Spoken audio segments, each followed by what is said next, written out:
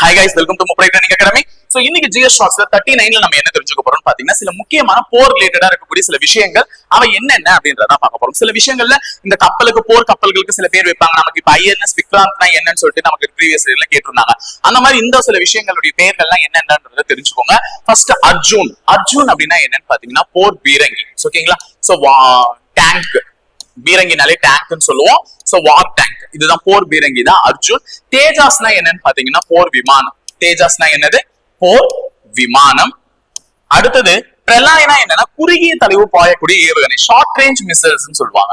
ஓகேவா? குறுகிய தொலைவு பாயக்கூடிய ஒரு ஏவுகணை. அப்போ இதனுடைய ரேஞ்ச் வந்து ரொம்ப இதுதான், சின்ன ரேஞ்ச் தான், ஷார்ட் ரேஞ்ச் மிசைல். ஓகேவா? சோ குறுகிய தொலைவு பாயக்கூடிய ஏவுகணை. அப்போ அர்ஜுன் என்றால் போர் பீரங்கி, தேஜாஸ் என்றால் போர் விமானம், பிரலாய் என்றால் குறுகிய தொலைவு பாயக்கூடிய ஏவுகணை. இங்க கொடுத்திருக்காங்க பிரம்மோஸ், பினாக்கா, ஆகாஷ். இவங்க எல்லாம் யாருன்னு பாத்தீங்கன்னா ஏவுகணைகள். பிரம்மோஸ், பினாக்கா, ஆகாஷ் இவங்க எல்லாம் யாரு? ஆகாஷ் இவங்க எல்லாம் யாரு?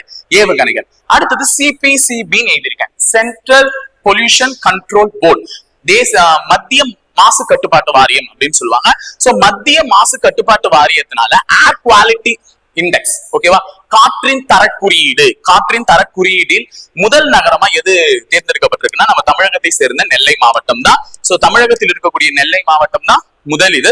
சோ இரண்டாவது இடத்துல யார் இருக்குதுன்னு பாத்தீங்கன்னா நாகர்லோகும் அப்படின்னு சொல்லிட்டு, நாகர்லாகும் அப்படின்னு சொல்லிட்டு அருணாச்சல பிரதேசத்துல இருக்கக்கூடிய நகரம் தான் சொல்லியிருக்காங்க. சோ ஏபின்னு எழுதுறேன், ஏபினா ஆந்திர பிரதேசம், அருணாச்சல பிரதேசம். அப்ப அருணாச்சல பிரதேசத்துல இருக்கக்கூடிய நாகர்லாகும் தான் இரண்டாவது நகரம் காற்று மாசு குறியீட்டுல இருந்திருக்கு.